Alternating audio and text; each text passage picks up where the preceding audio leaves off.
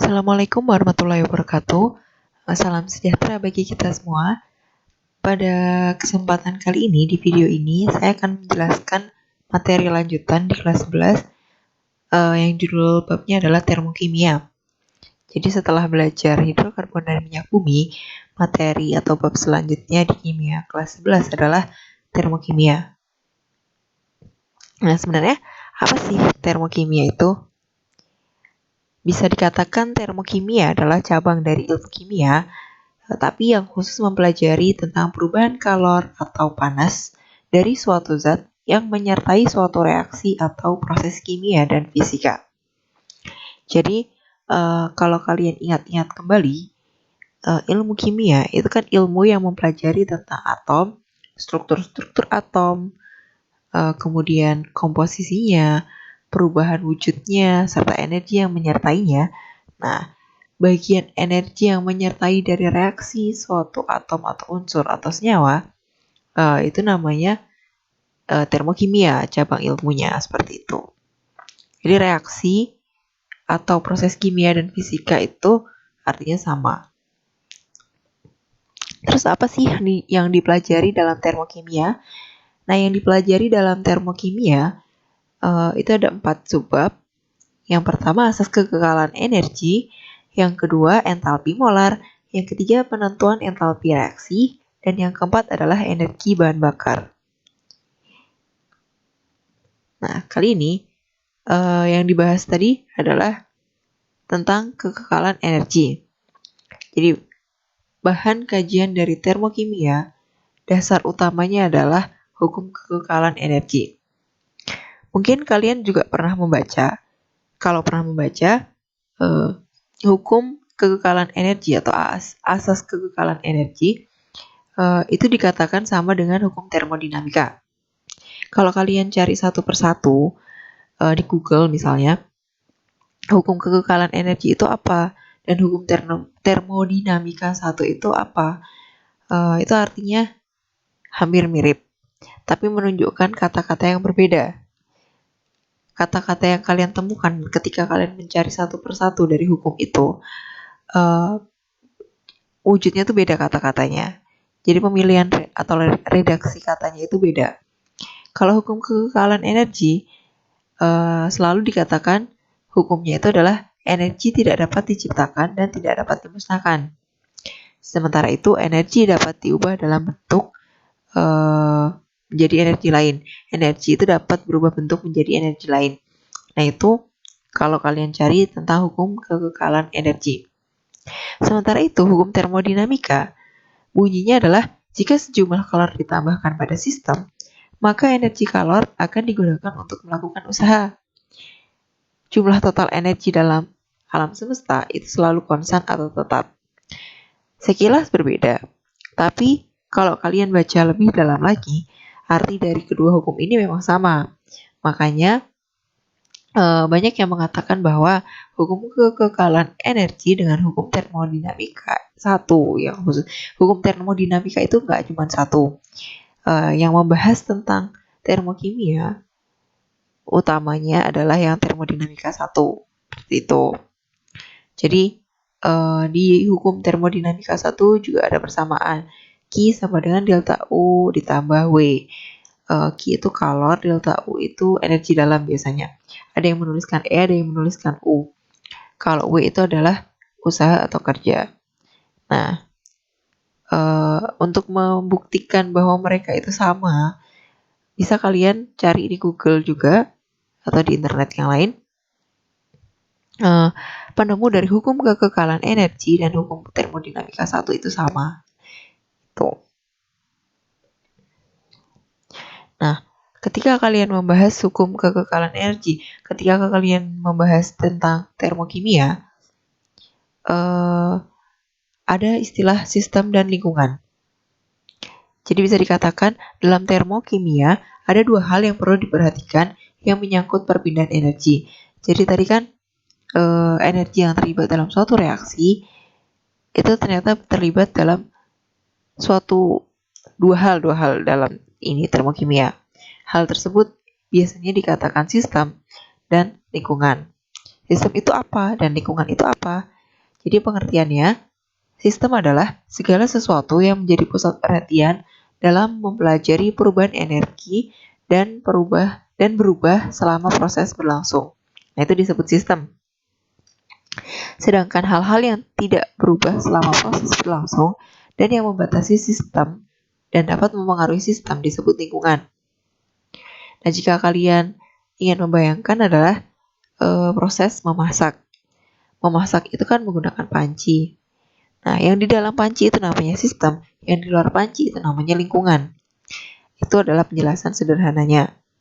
Ketika membahas sistem dan lingkungan, ada yang dinamakan transfer atau pertukaran energi antara sistem dan lingkungan.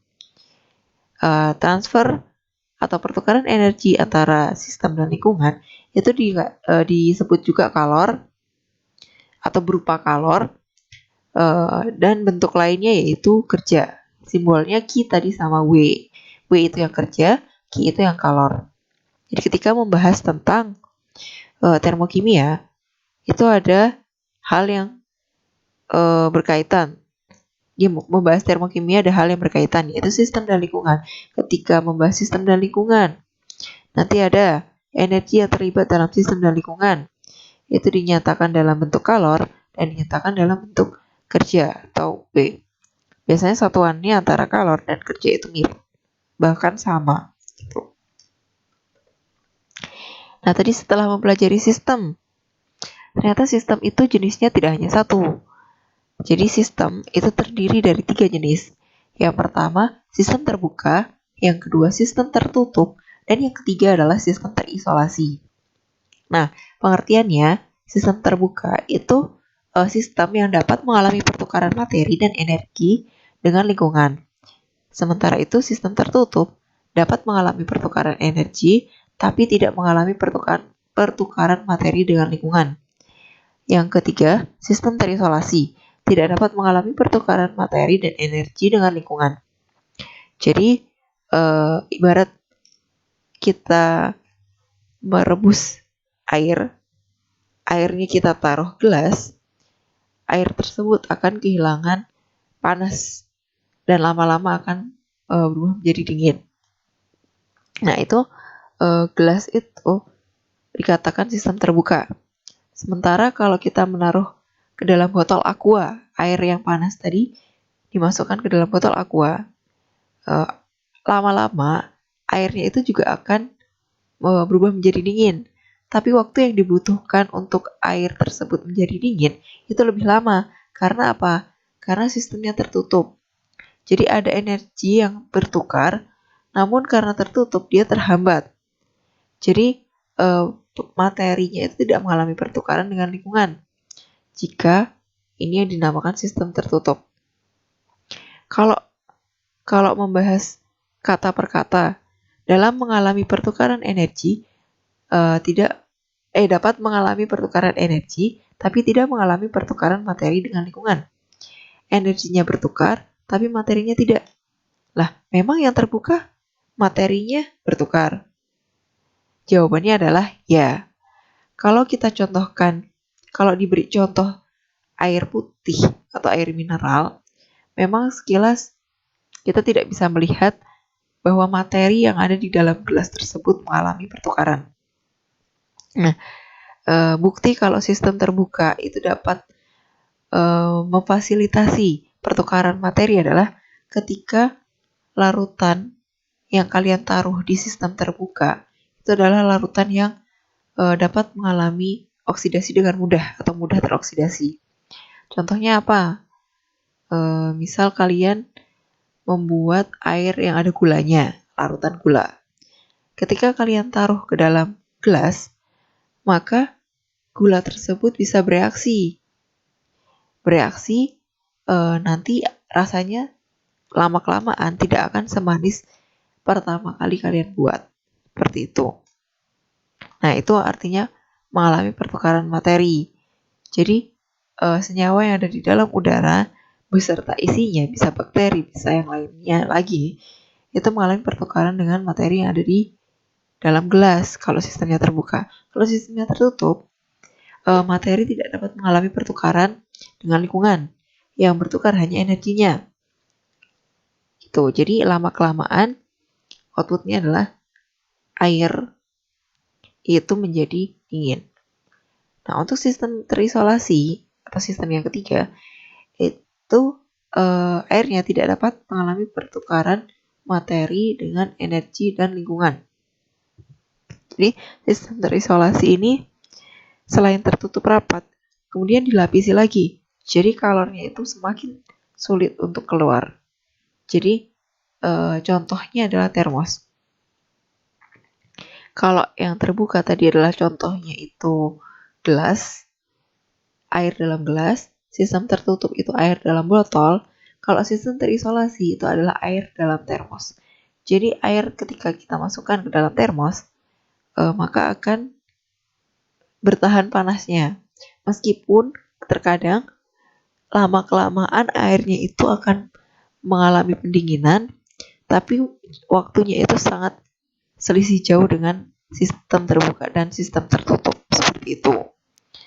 Ini contohnya ada di gambar. Sistem terbuka air dalam gelas, kemudian sistem tertutup itu air dalam botol, yang sistem terisolasi itu dalam termos. Itu ilustrasinya seperti ini. Yang digambar sebelah kanan, dua sistem pertama itu ada perpindahan kalor atau pertukaran energi. Sementara yang sistem ketiga tidak bisa karena tertutup dengan rapat. Seperti itu. Nah, tadi kan sudah dibahas. Sebelumnya telah dibahas bahwa ketika membahas sistem dan lingkungan, maka ada istilah kalor dan kerja yang simbolnya Q dan W.